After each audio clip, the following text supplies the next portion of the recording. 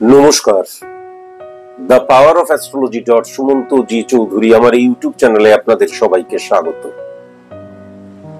আজ আমি আলোচনা করব সিংহ রাশি নিয়ে।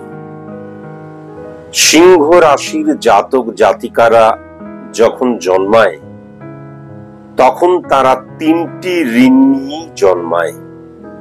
এই তিনটে ঋণ হচ্ছে ধর্ম ঋণ, সন্তান ঋণ এবং প্রত্যব্য ঋণ, যাকে প্রতারণার ঋণ বলা হয়। আমি এই যে পুনর্জন্ম, জন্মান্তর, এইগুলো নিয়ে যখন আলোচনা করেছি তখন আমি বারংবার ধরে একটা কথাই বলেছি যে আমরা যখন মরে যাচ্ছি, মানুষ যখন মরে যাচ্ছে, মরে যাওয়ার পরেই তাদের শরীরের মধ্যে যে শক্তি রয়েছে সেই শক্তি কখনোই বাইরে কিন্তু বেরিয়ে আসে না। মৃত্যুর 8 ঘন্টা পর থেকে 12 ঘন্টা এই সময়টায় আমাদের শরীরের শক্তি কিন্তু বাইরে বেরোতে শুরু করে। এবং একটা কথা আছে যে মরে গিয়ে সে বিলীন হয়ে গেল বিশ্ব ব্রহ্মাণ্ডে, তা নয়, এটা সম্পূর্ণ ভুল। তার কারণ যখন মৃত্যুর 8 ঘন্টা পর থেকে 12 ঘন্টা পর্যন্ত শরীরের যে শক্তিটা, পাওয়ারটা বেরোচ্ছে, সেটা বেরিয়ে কিন্তু পৃথিবীর 3য় বায়ুস্তরে গিয়ে হিট করছে, তার উপর কিন্তু আর যেতে পারছে না। হিট করে সে কিন্তু আবার রিফ্লেক্ট করে নিচে ফিরে আসছে এবং আবার কিন্তু আমাদের এই নিচের জগতে যে কোনো জায়গায় স্ক্যাটারলি মুভ করছে এবং বিক্ষিপ্ত ভাবে মুভ করছে। সুমন্ত জি চৌধুরী মারা গেলেন, তার ভেতরের যে শক্তিটা সেটা একত্রিত ভাবে কিন্তু কখনো নেই, এটা কিন্তু বিক্ষিপ্ত ভাবে শক্তিটা এই পুরো অঞ্চল, সেটা ভারত হতে পারে, সেটা অন্য কোনো দেশ হতে পারে, যে কোনো স্থানে সে কিন্তু স্ক্যাটারলি মুভ করতে শুরু করলো। এইবার যখন একটি নারী এবং একটি পুরুষের মধ্যে শারীরিক সংসর্গ হচ্ছে, শারীরিক মিলন হচ্ছে, বা এমন কোন সিচুয়েশন ক্রিয়েট হচ্ছে, বাইরে থেকে আমরা শক্তিটাকে তখন গ্রহণ করছি বা অ্যাবজর্ব করছি, তখন কোনো না কোনো ভাবে দেখা গেল রামবাবুর এই পাওয়ারটা, শ্যামবাবুর এই পাওয়ারটা, রহিমের এই পাওয়ারটা, সুমন্ত বাবুর এই পাওয়ারটা সে কিন্তু তখন অ্যাবজর্ব করলো। এইবার তাদের পাওয়ারের মধ্যে আমি বারবার ধরে এই কথাটাই বলেছি যে অ্যাস্ট্রোলজিক্যাল প্ল্যানেট, এই প্ল্যানেট কিন্তু অ্যাস্ট্রোলজিক্যাল প্ল্যানেট, এইগুলো কিন্তু আকাশের সূর্য, চন্দ্র, বুধ, বৃহস্পতি, শুক্র নয়, রিপ্রেজেন্ট করছে আমারই হরমোনকে। তাহলে যখনই সেগুলোকে অ্যাবজর্ব করলে এবং তারপর যখন নতুন কোন সন্তানের জন্ম হলো, তখন তার ভেতরে তার হরমোনাল ফাংশনের দ্বারা জন্মের মুহূর্ত থেকে যে জন্ম ছকটি সৃষ্টি হলো, জন্মের সময় গ্রহের যে অবস্থান থাকে তার দ্বারা ক্যালকুলেট করে যে ছকটি ক্রিয়েট করা হলো, সেখানে কিন্তু এই সুমন্ত বাবুর কোন নেগেটিভ এনার্জি যদি প্রবেশ করে থাকে, রাম, রহিমের, শ্যামবাবুর যাদের যাদের এনার্জি সে অ্যাবজর্ব করলো, তার কোন নেগেটিভ যদি নেগেটিভ এনার্জি থাকে, সেইগুলো কিন্তু তখন তার হরমোনের মধ্যে, যে নতুন জন্মাচ্ছে তার হরমোনের মধ্যে কিন্তু বোঝা যাবে। এখন আমাদের শরীরের মধ্যে এই যে হরমোনাল ফাংশন, সেই ফাংশনের ক্যালকুলেশনটাই এমন, সেখানে 3টের বেশি দোষকে সে কিন্তু কখনো এই যে গ্রহণ করেছে ফোরকাস্ট করতে পারবে না, সে রিপ্রেজেন্ট করতে পারবে না, সেগুলোকে ইমপ্লিমেন্ট করতে পারবে না, সেগুলোকে প্রকাশ করতে পারবে না। 3টে, যদি 5টা, 10টা, 15টা, 20টাও দোষ থাকে, তাহলে বাদবাকিগুলো কিন্তু সেই শরীর, সেই হরমোন কখনো কিন্তু গ্রহণ করতে পারবে না, সেটা অটোমেটিকলি তখন কিন্তু রিজেক্ট হয়ে যাবে। কেবলমাত্র 3টে নেগেটিভ জায়গাকে কিন্তু গ্রহণ করলো। সেটা নট নেসেসারি যে সুমন্ত বাবুরই 3টে দোষ হবে, রহিমের একটা দোষ হতে পারে, শ্যামবাবুর আরেকটা ভুল হতে পারে। এরকম ভাবেই কিন্তু সিংহ রাশির জাতক জাতিকারা যখন জন্মাচ্ছে তখন যে দোষটিকে নিয়ে তারা জন্মাচ্ছে সেটা হচ্ছে ধর্মঋণ।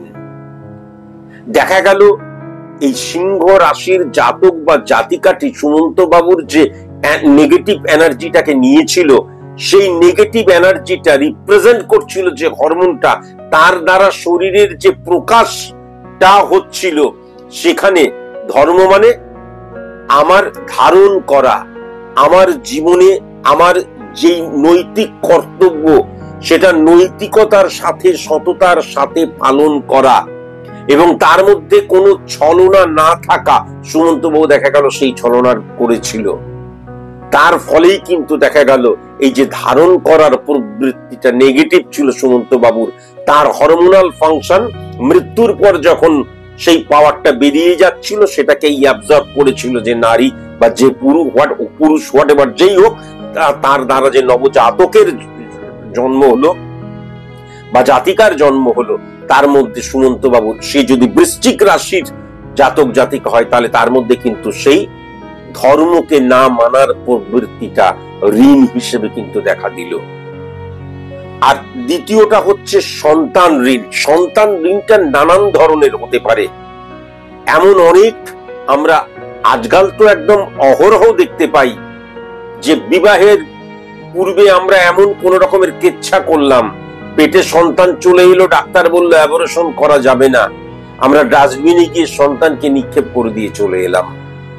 বা এমন দেখা গেল যে আমার সন্তানটা আমি নিতে পারবো না, তুই মানুষ কর বা তোমরা মানুষ করো বলে দেখা গেল অন্য কাউকে দিয়ে দেয়া হলো, আমি মাসে মাসে টাকা পাঠাবো, বাস। এইটাও হতে পারে সন্তান যে ঋণের জায়গা। বা এমনটাও হতে পারে সন্তানের প্রতি যা দায় দায়িত্ব আমার ছিল সবসময়, যে তাকে ডাস্টবিনে ফেলে আসতে হবে, নট নেসেসারি। সন্তানের প্রতি যে দায় দায়িত্বটা ছিল সেই দায় দায়িত্বটা আমি পালন করলাম না। তৃতীয় ঋণ যেটা হচ্ছে সেটা হচ্ছে প্রত্যব্য ঋণ, মানে প্রতারণা ঋণ। প্রতারণার ঋণ হচ্ছে হিপোক্রেসি, যাকে বলে হিপোক্রেট, চতুর, বা দেখা যাচ্ছে একটা সম্পর্কের মধ্যে সততার অভাব হয়ে যাওয়া। আমি একজনকে বললাম যে আমি তোমায় ভালোবাসি, আমি একজনকে বললাম যে আমি তোমার দেখভাল করব, আমি একজনকে কথা দিলাম, পরে বললাম যে আমি তো প্রতিশ্রুতি দিয়েছিলাম, কথা দিইনি। শকুনির সেই বিখ্যাত ডায়লগ, প্রতিশ্রুতি দিলে সেই প্রতিশ্রুতি যে পালন করতে হবে এমন প্রতিশ্রুতি তো আমি দিইনি। সুতরাং দেখা গেল এই যে কথার খেলাপ, এই যে প্রতারণা, অনেকের ক্ষেত্রে হয় না, প্রতারিত হয়ে যাচ্ছে, আমাকে প্রতারিত করা হলো। বা অনেক ক্ষেত্রে দেখা গেল দুই ভাই বোন রয়েছে বা ভাই বোন রয়েছে বা দুই ভাই রয়েছে, পিতার মৃত্যুর পর বা পিতা মাতার মৃত্যুর পর সম্পত্তিটা এক ভাই দেখা গেল ছলে বলে কৌশলে করায়ত্ত করে নিল। এই যে প্রত্যব্য ঋণ বা প্রতারণার যে ঋণ, সেটা কিন্তু যে আমার যে নৈতিক দায়িত্ব, সেই দায়িত্বটা আমি পালন করলাম না, আমি ছলে বলে কৌশলে আমি কিন্তু অন্যকে হাঁটিয়ে সেই জায়গাটা নিলাম।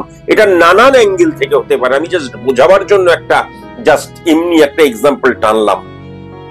তাহলে সিংহ রাশির জাতক জাতিকাদের তারা যখন জন্মাচ্ছে, প্রত্যেকে কিন্তু সিংহ রাশির জাতক জাতিকা যদি 1 কোটি 2 কোটি 3 কোটি 5 কোটি যত কোটি জাতক জাতিকা থাকুক, পৃথিবীর যে প্রান্তেই জাতক জাতিকা থাকুক, তারা যখন জন্মাচ্ছে তখন তারা কিন্তু এই 3টে ঋণ নিয়ে জন্মাচ্ছে। এখন এই 3টে ঋণ আমি জানি না, আমি আস্তে আস্তে বড় হলাম, কিশোর, তরুণ, যুবা, তরুণ, আস্তে আস্তে আমি বয়স হচ্ছে। এই যে ঋণ, এই ঋণ কিন্তু তোমাকে পরিশোধ করতেই হবে। আমরা আমাদের জীবনে অনেক ক্ষেত্রে দেখি যে অত্যন্ত মানে কি বলবো, মানে ঘর গোছানিয়া মেয়ে বা ঘরণী মেয়ে, কিন্তু দেখা গেল যে তার বিবাহ হলো না। বা দেখা গেল একদম রেসপন্সিবল স্বামী স্ত্রী দুজনেই, কিন্তু তারা দুজনে একত্রে সংসার করতে পারলো না, সংসারটা ভেঙে গেল। আমরা অনেক ক্ষেত্রে বুঝি না এবং বলি যে ভাগ্যে নেই বলে তাই, তা না। আমাদের প্রত্যেকটি মানুষের প্রত্যেকটি রাশি বা লগ্নের ক্ষেত্রেও কিন্তু যে ঋণগুলি সৃষ্টি হয়, সেই ঋণগুলিকে অবশ্যই কিন্তু মুকুব করে দিতে হয় বা সেই ঋণগুলোকে স্খলন করতে হয়। সেই ঋণ পরিশোধ করতে হয়, তা না হলে সেই ঋণ তোমাকে কোনো না কোনো ভাবে কিন্তু পরিশোধ করতেই হবে। তাই সিংহ রাশির জাতক জাতিকাদের ক্ষেত্রে অবশ্যই মাথায় রাখবে যে যখন তুমি কোনো পুজো করছো, ঘরেই করো, সেটা মন্দিরে, যে কোনো মন্দির, মসজিদ, গির্জা, নানান অ্যাঙ্গেল থেকে আমি বলছি, যখন কোন রকমের পুজো করা হলো, যে প্রসাদটা রয়েছে সেই প্রসাদ কখনোই কিন্তু পশুদের খাওয়াতে নেই। সিংহ রাশির জাতক জাতিকাদের ক্ষেত্রে আমার আরাধ্য দেব দেবী যেই হোক, সেটা মা কালী হতে পারে, শিব ঠাকুর হতে পারে, মোহাম্মদ হতে পারে, যীশু খ্রিস্ট হতে পারে, তাকে যখন আমি কোনো কিছু খাদ্য দিচ্ছি, সেটা প্রসাদ হচ্ছে, সেই প্রসাদ কখনো কিন্তু কোনো কুকুরকে খাওয়াতে নেই, কোনো পশুকে খাওয়াতে নেই, নট নেসেসারি কোনো কুকুর, পশুকে খাওয়াতে নেই এবং নিজেকেও কিন্তু খেতে নেই। এটা কিন্তু ফর এভারের জন্য মাথায় রাখার প্রয়োজন। সিংহ রাশির জাতক জাতিকাদের ক্ষেত্রে দিবা আলোকে, দিনের আলোকে বা দিনের বেলায় কখনোই কিন্তু সঙ্গম করতে নেই। কাঁসার থালায় অন্ন গ্রহণ দুপুর বেলা ঠিক আছে, আমরা অনেক ক্ষেত্রে কিন্তু রাত্রিবেলাতেও আমরা অনেক হোটেলে গিয়ে খাই, আমরা অনেক রেস্তোরাঁতে গিয়ে খাই, রাত্রিবেলায় কাঁসার থালা বাসনে আমরা খাচ্ছি, কখনো উচিত নয় সিংহ রাশির জাতক জাতিকাদের ক্ষেত্রে। তেমন কাঁসার থালায় কখনোই কিন্তু সূর্যাস্তের পর অন্ন গ্রহণ করতে নেই।